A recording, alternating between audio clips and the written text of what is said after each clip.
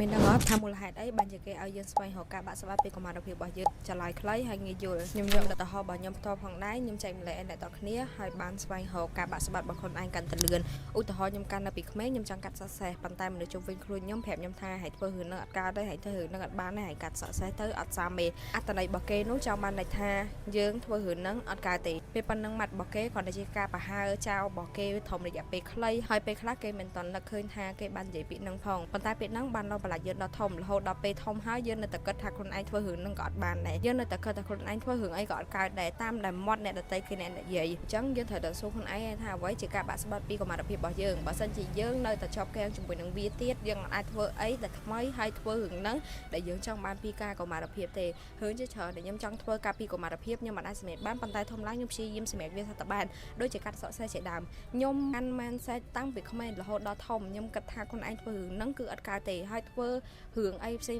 ដែលខ្ញុំចង់ធ្វើតែងតែគិតថាខ្លួនឯងធ្វើរឿងហ្នឹងអត់កើតដូចគ្នាទាំងដែលយើងអត់តន់សាក់លបងទេនេះជាពាក្យមួយម៉ាត់ដែលធ្វើឲ្យខ្ញុំបាក់ស្បាត់រហូតដល់ធំឡើងអញ្ចឹងហើយទៅខ្ញុំចង់ឲ្យអ្នកទាំងគ្នាហ្នឹងហៅការបាក់ស្បាត់ពីកុមារភាពរបស់យើងហ្នឹងហើយទៅឆ្លោះបង្ហាញពីបច្ចុប្បន្នកាលរបស់យើងថាយើងបានធ្វើរឿងហ្នឹងកាលពីកុមារភាពហើយនៅហើយពីកុមារភាពរបស់យើងហ្នឹងយើងធ្លាប់បាក់ស្បាត់ឬអីគេហើយយើងចង់សម្រេចអីគេចូលធំឡើងហ្នឹងយើងសម្រេចឲ្យវាទៅបើសិនជាការកុមារភាពហ្នឹងយើងគ្មានអីគ្រប់គ្រាន់ឬក៏យើងចង់ធ្វើអីដែលយើងមិនទាន់បានធ្វើហ្នឹងគឺយើងចូលធ្វើវាទៅមកអ្នកដតីមិនមែនជាអ្វីដែលកំណត់ជោគវាសនារបស់យើងទេគឺយើងខ្លួនឯងជាអ្នកដើរទៅរកអ្វីដែលយើងចង់បានហើយត្រូវការសម្រាប់គ្រួសារយើងនិងខ្លួនឯង